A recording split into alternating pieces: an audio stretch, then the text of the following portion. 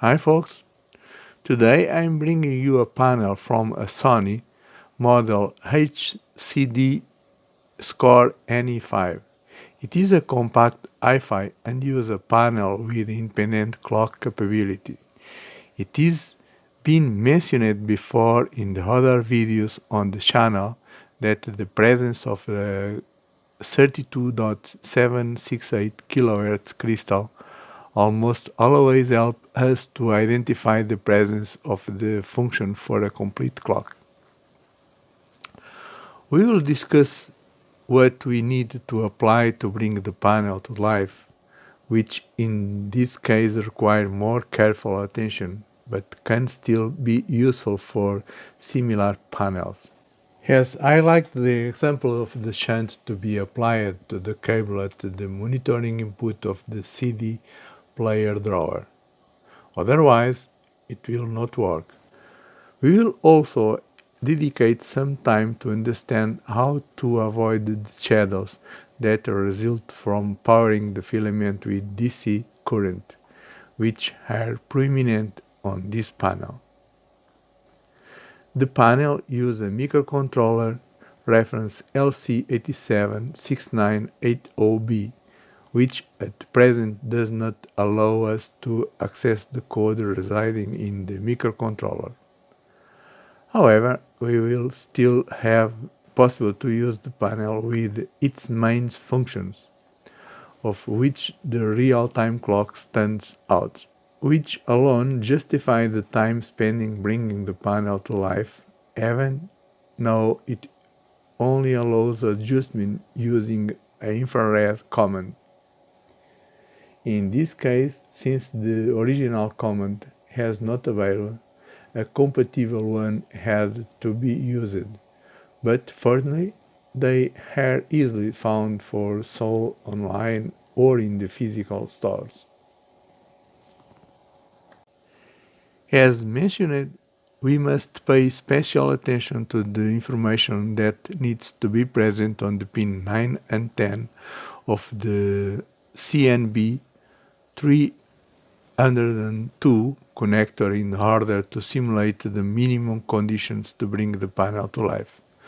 So, pin 9, named as AC detect, needs a 330 ohms resistor to the VCC, which in this case is the 3.3 volts DC. Here is a tips to follow the pin 9 in the schematics or another pin. We can finding it using the string CNB 3029 next to it. It is worth noting the pin 5 is also responsible for supplying the voltage that polarizes the keyboard bus, which can lead to key reading errors because it is should be 3.9 volts DC. The on-off buttons is a good example. Pin 10, power monitor, needs to have a value close to half of the 3.3 volts DC. To achieve this, we can use the two resistors 2.7 kilo ohms to create a voltage divider and thus obtain a voltage close near the 1.7 volts DC. We now need to apply a voltage to the filament on the pin N and 2, less 29 volts DC on the pin 3. The 3.3 volts DC goes to the pin 5 and 8, and on the pin 5 we should apply 3.9 volts DC to avoid keys reading errors. G and D must be present at least on the pins 4, 6 and 7. We must not forget to check the implementation of the filament's reference to the less 29 volts DC, which is already created on the panel itself. As a first example to overcome the chronic problem of the shadows that appears on the segments when we supply the filament with a DC current special on this panel, we will proceed to supply the filaments with AC current from a transformer but with a center tap. For this example, a transformer with a winding of the 2 times 7.5 volts AC was used, which requires applying two 50 ohms and 2 watts resistor, one on each branch of the filament, with the less 29 volts DC reference created at the center pin of the transformer. As a second example, we will use a CD 4011 and a CD 4013 to help us to control an H-bridge and thus create the swap of the plus and the minus on the filament. Although it is a technique with which some hobbyists do not feel comfortable, the simplicity used here makes its application within reach of anyone. Note that two LEDs have been placed, one green and other red, in order to monitor the polarity reversed by the H-bridge. Let us go to the important notes. Each branch of the H-bridge consists of the complementary pair MOSFET. The two gates of the same branch connected to one output of the D flip-flop, one from the Q output and the other from the /Q output. For those who are less attentive, I remind you that the slash is used as a negation, usually represented with the line above the letter. Since the output of the 4013 will always be in the opposition, this guarantees that our branch will never short-circuit.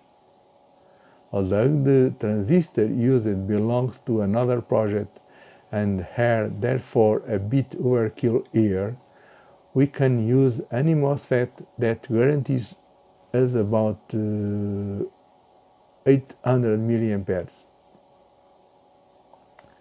Since our filament is close to the 200 mA, and we have to guarantee the gate threshold is near of the 3 volts DC.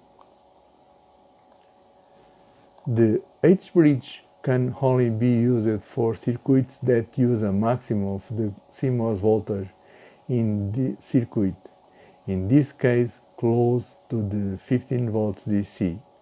Remember that the gate normal supports a maximum of the more or less 20 volts DC. Thus, for a high voltage in the branch, it is mandatory to limit the gate in relation to the source of the P MOSFET channel.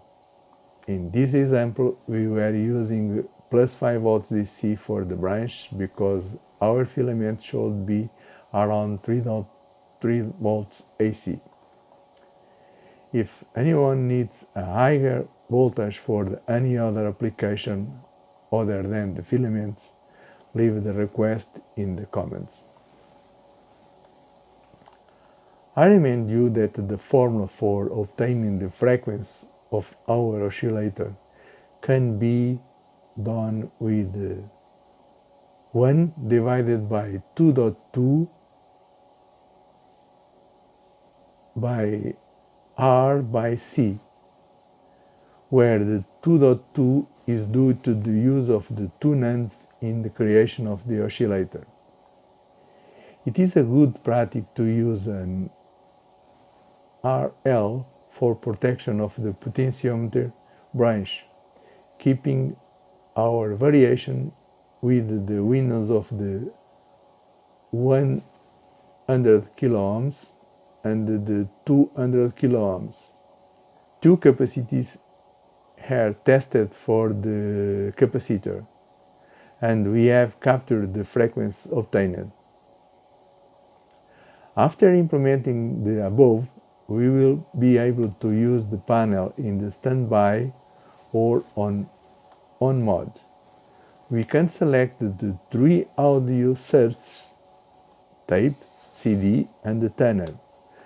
Adjust the tuning, treble, bass, volume adjustment, and has a curiosity, have access to the technical information of the version and the model of the device to which the panel belongs.